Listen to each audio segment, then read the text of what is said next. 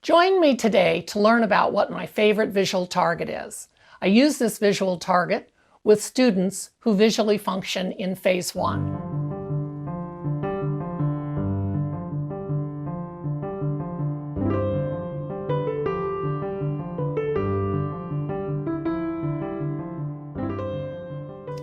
Hi, I'm Diane Sheline.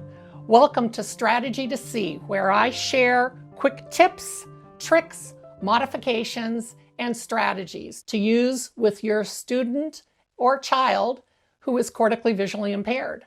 Today I will be sharing with you one of my very favorite visual targets. I call it an Illumi-Spring. It's really just an illuminated slinky, but it has proven to be a really fantastic target to use with students, especially that are just beginning to use their vision and learn to use their vision, and they're visually functioning in Phase 1. I will say that it's very important at all times to complete a thorough assessment of each student with cortical visual impairment. I use the CVI range, and this helps me to determine the preferred color, if the student has latency, the types of targets that would be best to use that the child's familiar with, if they benefit from movement, if they benefit from light, etc. So always complete a very thorough assessment of your student prior to determining the types of tools and targets to use. But I found this one to be really successful when I'm working with kids that are visually functioning in Phase 1 and even slightly into Phase 2. So let me show you what you need to create this visual target. First, you'll need to have a Slinky Junior. I'm a little bit picky with the type of Slinky that I use. I think that the Slinky Junior has a little bit wider slinks, so to speak, and you have more control over it. You don't want it to clank and make noise as you're using it in front of the child. The types of light that I use that I found that I really like best is made by Feng Chi. You get 3 in a box, and you have to specify the color. I prefer to use the color black on the top of the light because I use it in my CVI den, and I'll show you that later in another video. It has a carabiner hook for hooking at the top of the tent in particular, or in a little room, or in any other situation that you might need it in. The hook is really great. So what we are really doing is putting the light into the slinky.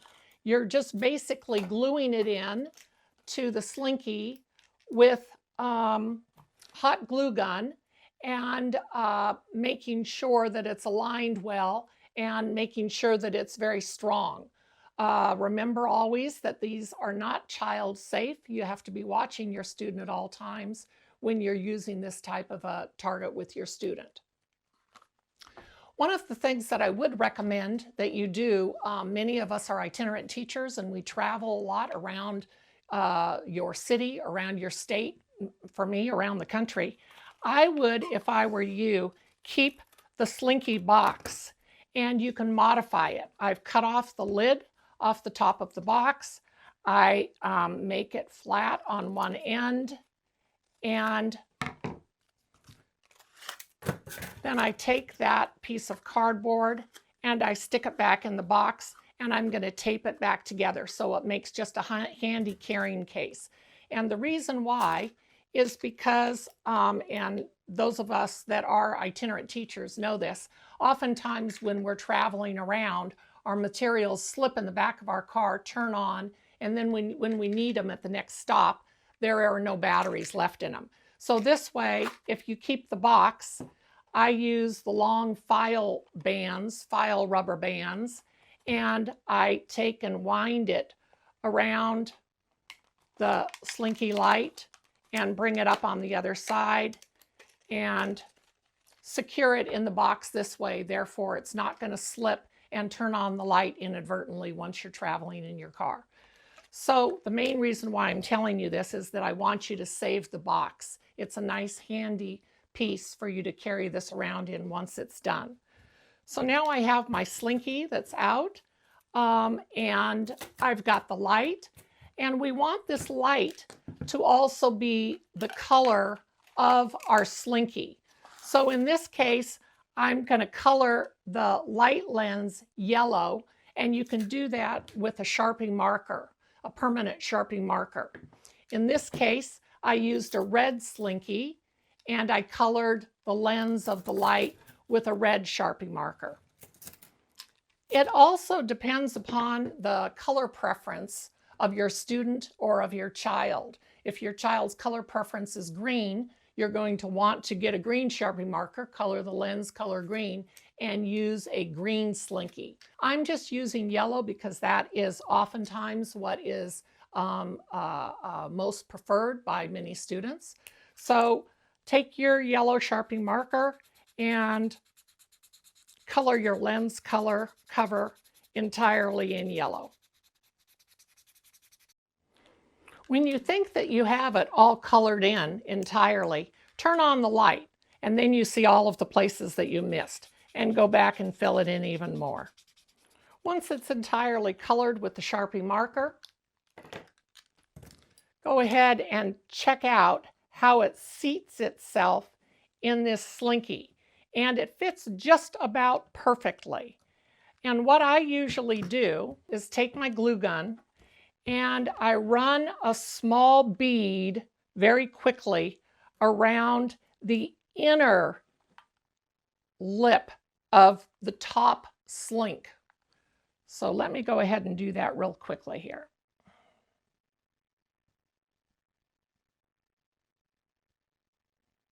And this is just a very thin bead to catch the slinky, to catch the light.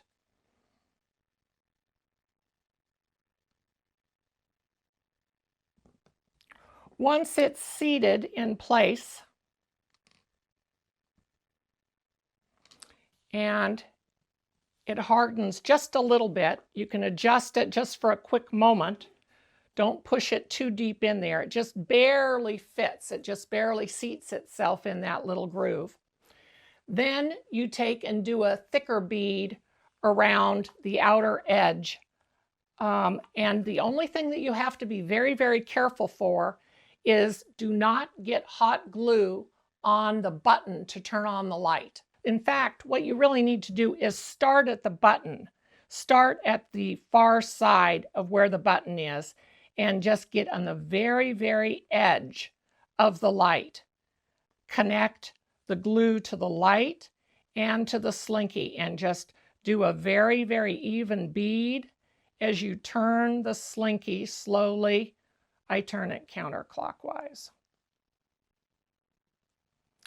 And the only thing, again, you have to be very, very careful of is where the bead of glue joins right there with the button that turns on the light. Just make sure you do not get glue in that little buttonhole. And then you might let that dry entirely. You might look at it more carefully and see if there's any spots that you missed where the glue needs to go, and then add just a little bit more glue. The finished product, once you have it done, is a great target that has movement qualities, has light qualities.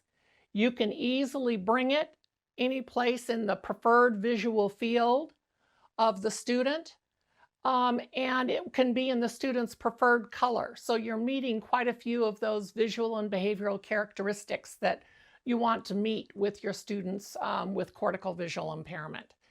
You want to always make sure that where you're presenting it is low in complexity. The array is low in complexity. In other words, there's good color contrast. When we talk about contrast, we're really talking about complexity of the array. We do not want there to be a lot of complexity behind it or in the field of where it's moving. And you don't want it to clank, because that's causing competing sensory input. If it clanks, that's auditory input that we don't want. We just want the slow movement, we want the light, and we want the color of that target to really stand out. And this really makes a great target for our students to practice their looking behavior and ultimately to reach out, touch, and start to make some connections in terms of cause and effect. So I hope that this video has been helpful to you. You've gotten some good ideas to maybe make a new target for your student or your child that has cortical visual impairment. If you found this video useful and you would like to learn more about resources and future videos that I'll be putting out, head over to my website at strategytosee.com. Thank you so much for watching, and I hope to see you next time.